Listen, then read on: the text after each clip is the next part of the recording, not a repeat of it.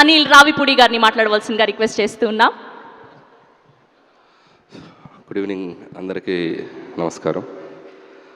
So Sankranti పండుగ సుస్మిత గారు చెప్పినట్టు సో మా ప్రమోషన్ కూడా సినిమా రిలీజ్ డేట్ తోటి నిన్ననే షూటింగ్ ఫినిష్ చేసుకున్నాం.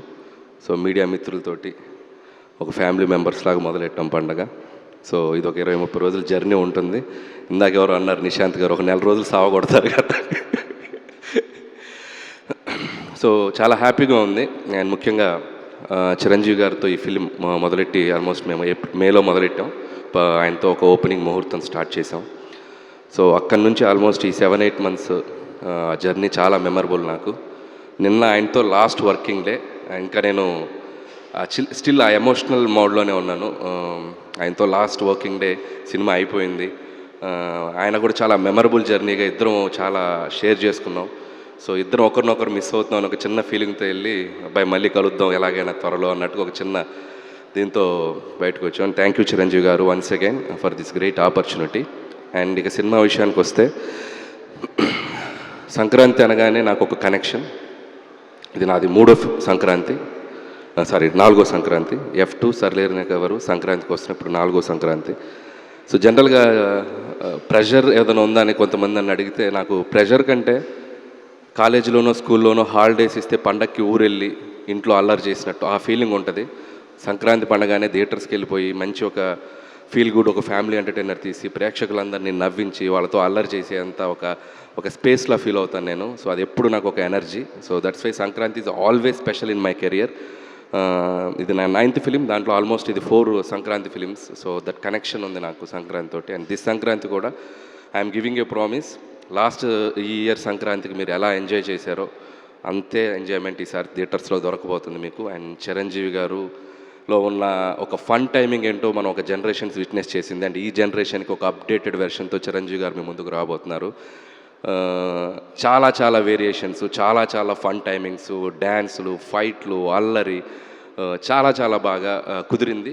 డెఫినెట్గా it's going to be a very very very superb entertainer for the Sankranti నేను నమ్ముతున్నాను.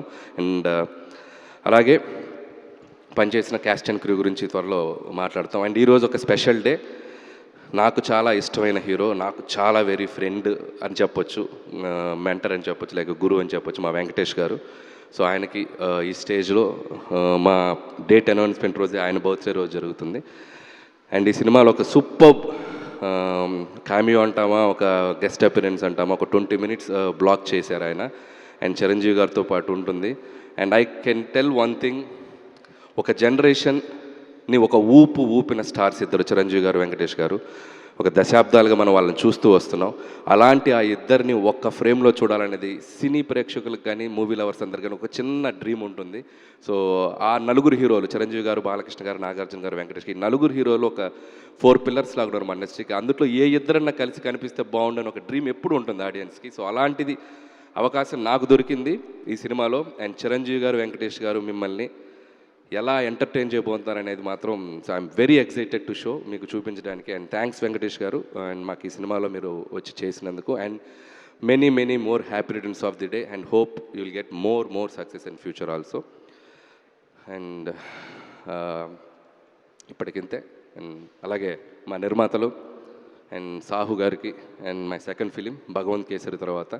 అండ్ చాలా చాలా ఒక ఫ్రెండ్లీ వైబ్లో పనిచేస్తాం ఇద్దరం. ప్రొడ్యూసర్ అంటే కూడా ఒక ఫ్రెండ్లా ఉంటాం ఇద్దరం. Thanks brother, hope our journey continue.